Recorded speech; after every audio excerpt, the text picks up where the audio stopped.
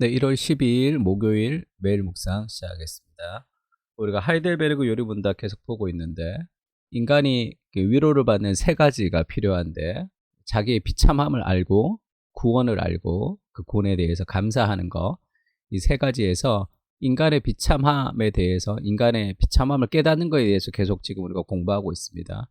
인간의 비참함을 이 율법을 통해서 우리가 알 수 있다. 율법을 지킬 수 없다. 이것을 우리가 쭉 공부했고요. 그 다음에 그럼 인간이 어떻게 그렇게 율법을 지킬 수 없는 사람이 되었냐? 하나님이 그렇게 창조했느냐? 그렇지 않고 하나님은 선하게 창조했다. 그러나 인간이 악해졌다. 지금 그 얘기를 하는 거죠. 타락의 과정을 얘기합니다. 신학으로 얘기하면 인간론에 대해서 지금 얘기하고 있는 거죠. 그래서 우리가 육문은 하나님께 사람을 그렇게 악하고 패역한 상태로 창조하셨습니까? 그렇지 않고 선하게 하나님의 형상대로 창조하셨습니다를 배웠어요. 그러면 질문이 이제 그러면 이렇게 부패한 사람의 본성은 어디에서부터 왔습니까? 그렇게 이제 논리적인 순서로 묻는 거죠. 그러면 이렇게 부패한 사람의 본성은 어디에서 왔습니까? 질문입니다. 어디에서 왔을까요? 우리의 시조라는 거 시자가 저게 이제 근원 시작할 때 최초의 조상이라는 뜻이죠. 우리의 시조 아담과 하와가 에덴 동산에서 불순종하고 타락한 데서 왔습니다. 그 타락의 책임이 하나님께 있는 것이 아니라 인간에게 있다. 이제 그 이야기를 하고 있습니다. 우리의 시조 아담과 하와가 에덴 동산에서 불순종하고 타락했기 때문에 인간의 본성이 그렇게 타락해졌습니다. 얘기하고 있고요. 전도서 7장 29절에 하나님은 사람을 정직하게 지으셨으나 사람이 많은 꾀들을 낸 것이니라, 이 말씀인 거죠. 하나님은 선하게 창조했지만 타락의 가능성이 있는 자유의지를 가지는 존재로 만드셨는데 사람이 그것을 선택했습니다. 그러면 이제 우리가 흔히 얘기하던 그 하나님이 선하게 창조하신 세상 속에서 악이 어떻게 시작이 되었는가, 사탄이 어떻게 등장하게 되었는가. 하나님이 사탄을 만드셨다면 그 책임이 하나님께 있는 것이 아닌가, 이렇게 이제 그걸 물을 수가 있겠죠. 창세기 3장 1절에 보면 뱀이 이제 여호와 하나님이 지으신 들짐승 중에 가장 강교하더라. 강교하다라는 뜻은 지혜롭더라는 뜻이에요. 똑똑하다는 뜻입니다. 뱀이 여자에게 물어 이르되 하나님이 참으로 너희에게 동산의 모든 나무의 열매를 먹지 말라 하시더냐. 그러니까 이 뱀이 이제 사탄의 도구가 된 거죠. 이게 어디서 출현했냐는 거지. 이 뱀이 어디서 출현했냐.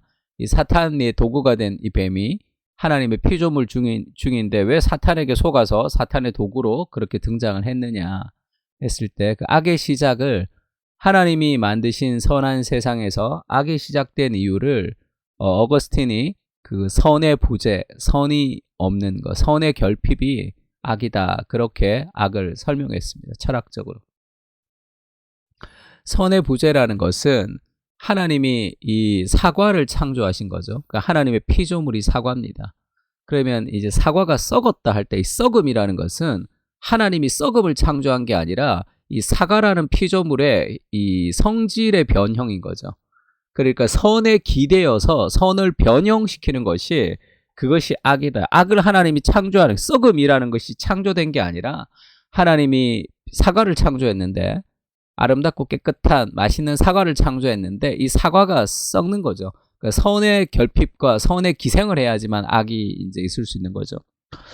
또 이제 빛과 그림자를 그 예를 들자면 하나님 빛을 창조하셨죠. 그 빛의 부재가 그림자입니다. 그림자 자체를 따로 창조했다기보다는, 그러니까 이 악이라는 것은 선의 결핍으로부터 나온 성질의 변형이다, 그렇게 얘기할 수 있는 거죠.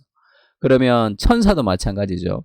이 천사가 하나님이 선하게 천사를 지었는데 베드로후서 2장 4절에 보면 하나님이 범죄한 천사들을 용서하지 아니하시고 이 지옥과 심판이 이 범죄한 천사들에 대한 것이다, 심판할 때까지다, 이렇게 얘기하면서 하나님은 천사들을 선하게 창조했는데 그 천사들이 이 타락한 과정, 타락을 했다는 것을, 성질이 변형으로 타락했다는 것을 알 수 있습니다. 우리가 이성적 피조물이라는 것이, 하나님의 이성적 피조물이 천사와 사람인데 자유의지들이 있죠. 그 천사가 그것을 이제 하나님을 대적하는 것으로 사용했습니다. 유다서 1장 6절에는 또 자기 지위를 지키지 아니하고 자기 처소를 떠난 천사들을, 이런 표현이 있죠. 자기 지위를 지키지 않았다라는 표현을 통해서 그의 교만, 하나님의 자리에 오르고 싶어하는 어떤 욕망을 이제 뜻하는 거겠죠. 그래서 결국 그 교만이 그를 하나님의 피조물로서가 아닌 자신 스스로가 하나님 되고 싶어하는 삶의 교만이 그를 타락으로 이끌었다. 이렇게 우리가 유추해 볼 수 있습니다. 하나님은 선하게 세상을 창조했지만 그것이 이제 성질의 변형이 이루어진 거죠. 그리고 이 타락의 과정에도 창세기 2장 16절에는 여호와 하나님이 그 사람에게 명하여 이르시되 동산 각종 나무의 열매는, 그러니까 선악을 알게 하는 나무의 열매 말고 다른 모든 나무의 열매는 네가 임의로 먹되 할 때 이제 성경에서 임의로라는 단어가 나오는데 그건 네 마음대로라는 뜻입니다. 그러면 각종에 있는 모든, 하나님이 뭔가를 금지시켰다는 느낌이 드는데 뭔가를 금지시킨 것이 아니라 그 바운더리를 만들어 놓는 거예요. 선악을 알게 하는 나무의 열매를 먹지 말라. 먹는 날에는 반드시 죽으리라는 이 바운더리를 하나님이 쳐주시고 그 안에서 나머지는 다 네 마음대로 하라. 그게. 그러니까 이것은 하나님이 금지를 한 것이 아니라 어떤 바운더리 안에서 자유를 주신 거죠. 그래서 뭔가 먹고 싶은 것을 못 먹게 하시는 하나님이 아니라 정말 각종 나무의 열매를 다 마음대로 먹을 수 있었습니다. 그러나 선악을 알게 하는 나무의 열매를 먹지 않게 된 거죠. 이것을 통해서 우리가 하나님의 대리자로 세상을 통치하지만 내가 하나님이 아닌 내가 피조물인 것을 확인하는 그런 하나의 어떤 교보제 같은 것이었겠죠. 하나님이 그 인간에게 복을 주시고 그들에게 이르시되 생육하고 번성하라 땅에 충만하라 할 때 하나님이 하셨던 일들을 우리가 대리 통치자로 하는 거죠. 그래서 하나님과 내가 구별되는 게 없어요. 하나님의 통치의 역사에 동참해서 내가 통치 행위를 하는 거죠. 다스리는 겁니다. 한 가지 구분이 있다면 선하게 알게 하는 나무의 실과를 보면서 내가 하나님이 아닌 피조물인 것을 확인했겠죠. 하나님이 주신 어마어마한 자유를 그들이 이제 걷어차게 된 거죠. 뱀이 와서 묻습니다. 너희가 그것을 먹는 날에는 눈이 밝아져서 하나님과 같이 되어 선악을 알 줄 하나님이 아심이니라. 그러니까 하나님이 눈이 밝아져요. 결국 네가 하나님처럼 될 것이다. 이렇게 얘기하고, 그래서 선악을 알게 돼, 하나님처럼 선과 악을 알게 될 것이다. 이렇게 얘기했죠. 그러니까 이 나무의 이름이 선악을 알게 하는 나무라는 이름이 붙었습니다. 그러니까 선과 악을 아는 것에 있어서 뭔가 문제가 생겼다는 거죠. 그냥 뭐 사과나무 이렇게 얘기할 수도 있고 뭐 대추나무 이렇게 이름을 부를 수도 있지만 성경에서 선악을 알게 하는 나무라고 이야기했다는 것은 선과 악을 아는 어떤 무엇에서 그 변형이 일어났다는 것을 보여주는 거고요. 그전에도 아담과 하와는 선을 알았겠죠. 또 악을 알았겠죠. 악의 기준이 뭡니까? 하나님이었던 거죠. 하나님의 말씀, 그 말씀에 순종하는 것이 그 절대 기준을 가지고 선과 악을 알았겠죠. 그래서 그들의 눈이 밝아져 하나님같이 되어 선악을 알 줄은 하나님이 아심이라. 선악이 알게 하는 나무의 실과를 먹으면서 그들이 선악을 알게 됐죠. 그 기준이 뭡니까? 자기 자신입니다. 내가 판단할 때 선이다. 내가 판단할 때 악이다. 이게 내가 판단할 때 이걸 받아들인다. 내가 판단할 때 이것을 받아들이지 않는다. 그래서 C.S. 루이스가 피고석의 하나님에서 하나님을 피고석에 두고 자기 마음에 들 때만 하나님을 인정하고 그렇지 않을 때만 하나님을 인정하지 않는 오늘날의 그런 이성 중심의 신앙생활을 굉장히 비판하는 것을 볼 수 있습니다. 어쨌든 굉장히 내가 마음 넓은 판사인 것처럼 생각하지만 어쨌든 내가 판사석에 있고 하나님 피고석에 있는 그런 시대가 된다는 거예요. 내 판단의 기준을 가지고 성경을 바라보고 내 판단의 기준을 가지고 하나님을 바라보는 그것이 타락한 본성의 그런 하나의 어떤 속성 중에 하나입니다. 그 여자가 그 나무를 본즉 먹음직하고 보암직하고 지혜롭게 할 만큼 탐스럽지도 한 나무인지라 유혹을 받는 거죠. 그것을 먹고 그리고 남편에게도 주었습니다. 죄의 전과성이죠.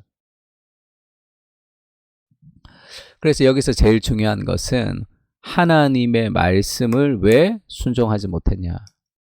왜 이렇게 얘기하지? 이거 나한테 안 좋은 건데 하나님이 하나님처럼 되려고 하니까 그걸 막은 거야. 그렇게 하나님의 말씀을 오해하게 만들었죠. 그래서 모든 죄의 시작은 하나님의 말씀을 우리가 불순종하는 것인데 왜 불순종하냐 하면 하나님의 말씀과 하나님의 성품을 분리할 때 우리의 삶에 불순종이 일어납니다. 내가 이해하기 힘든 말씀 있을 수 있죠. 내가 오해할 수 있는 말씀도 있을 수 있습니다. 그러나 그 성품과 분리되지 않으면 나를 너무 사랑하시는 그 사랑하시는 하나님이 내게 하신 말씀이라면 내가 이해되지 않아도 순종할 수 있습니다. 사랑하는 사람이 나에게 얘기하는 거라면 내가 다 이해되지 않고 내가 하기 싫어도 내가 그것이 가장 나에게 좋은 것이다. God is good 이라는 것을 우리가 이제 이해하며 신뢰할 수 있는 거죠. 근데 하나님의 말씀과 하나님의 성품이 분리가 되면 이 말씀 이거 뭐지? 내가 마음에 들 때만 받아들이고 내가 마음에 들지 않을 때는 받아들이지 않게 되겠죠. 그래서 하나님의 말씀보다 더 중요한 것은 하나님의 말씀을 통해서 하나님의 성품, 나를 사랑하시는 그리스도의 사랑을 좀 깊이 깨달을 때 우리가 그 말씀의 전부를 다 바르게 이해할 수 있습니다. 그래서 죄가 시작이 된 거죠. 그러므로 한 사람으로 말미암아 죄가 세상에 들어오고 죄로 말미암아 사망이 들어왔나니 이와 같이 모든 사람이 죄를 지었으므로 사망이 모든 사람에게 이르렀느니라. 그래서 우리가 죄의 책임과 그 다음에 부패한 본성을 가지고 있는 오염, 죄의 오염이라고 그러죠. 이것은 다음에 또 기회가 있을 때 조금 더 깊이 다루겠습니다. 그러니까 죄에 대한 책임이 예수님이 십자가에 죽으시면서 우리가 구원받으면서 없어졌고, 그리고 남아있는 죄의 오염은 우리가 거룩한 삶, 성화의 삶을 살면서 그것이 점점점 사라지는 것. 이것이 우리의 구원이라고 할 수 있겠습니다. 자, 오늘 요약을 하자면 세 가지. 악은 선의 결핍과 부재를 통해서 온 거죠. 그리고 그 죄는 내가 하나님이 되고 싶어하는 삶의 교만으로부터 온 것입니다. 그래서 하나님의 말씀과 하나님의 성품을 분리했기 때문에 그 삶에서 시험을 이길 수 없었던 거죠. 하나님의 성품을 더 깊이 이해하면 우리가 하나님 그 삶의 모든 시험들을 이길 수도 있겠죠. 하나님 사랑으로 말씀하신 거라고 생각합니다. 그래서 우리 기도 제목 두 가지 가지고 기도할 텐데, 내가 하나님이 되고 싶어하는 삶의 독립성의 결말을 기억하게 하시고 절대 기준인 주의 말씀 아래 살아가게 하여 주시옵소서. 순종한다라고 하는 것이 오늘날에는 좀 뭐라 그럴까요? 좀 기분 나쁘게 이렇게 굴욕적인 그런 느낌을 가질 때가 있습니다. 왜냐하면 독립적이어야 된다고 자꾸 얘기를 하니까. 그러나 아무것도 알지 못하는 내가 운전대를 잡게 되면 사고 나게 돼 있죠. 하나님의 말씀의 기준에 나를 맞춰가는 것에 얼마나 그게 가장 큰 삶의 자유를 우리에게 줄 수 있습니다. 두 번째는 하나님이 내게 허락하신 모든 것은 선한 것이죠.